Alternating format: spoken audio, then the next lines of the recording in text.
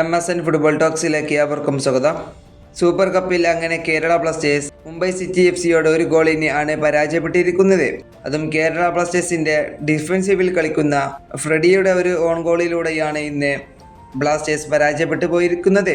ഇന്നത്തെ മത്സരം കഴിഞ്ഞതിന് ശേഷം ബ്ലാസ്റ്റേഴ്സിന്റെ പരിശീലകനായിട്ടുള്ള ഡേവിഡ് കാച്ചല ചില കാര്യങ്ങൾ പറയുന്നുണ്ട്. അത് എന്താണെന്ന് നമുക്കൊന്ന് പോയി നോക്കാം. പരിശീലകനായിട്ടുള്ള ഡേവിഡ് കാച്ചല പറയുന്നത് ഇങ്ങനെയാണ്: ഞങ്ങൾ ഒരു പുതിയ ടീമിനെ ഇപ്പോൾ ബിൽഡ് ചെയ്യുകയാണ്. ക്ലബിലെ അന്തരീക്ഷം പുതുക്കി പണിയണം. ഇപ്പോൾ ഒരു പുതിയ തുടക്കമാണ്. ഇന്ന് എല്ലാം നെഗറ്റീവ് ആയിരുന്നു, പക്ഷെ നമുക്ക് മുന്നോട്ട് നോക്കി തന്നെ തുടരേണ്ടതുണ്ട്. ഇതാണ് പരിശീലകനായിട്ടുള്ള ഡേവിഡ് കാച്ചല പറഞ്ഞിട്ടുള്ളത്. ഇന്നത്തെ തോൽവിക്ക് ശേഷം നമുക്കറിയാം, ഇന്നത്തെ തോൽവി ബ്ലാസ്റ്റേഴ്സ് ആരാധകരെ വളരെ നിരാശപ്പെടുത്തിയ ഒരു കാര്യം തന്നെയായിരുന്നു.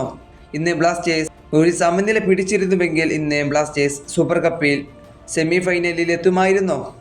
എന്നാൽ നിർഭാഗ്യവശാൽ മാത്രമാണ് ഇന്ന് ബ്ലാസ്റ്റേഴ്സ് പരാജയപ്പെട്ടു പോയിട്ടുള്ളത്. അത് എല്ലാ സീസണിലും ബ്ലാസ്റ്റേഴ്സിന് ഇതേ അവസ്ഥ തന്നെയാണ് വരാറുള്ളത്.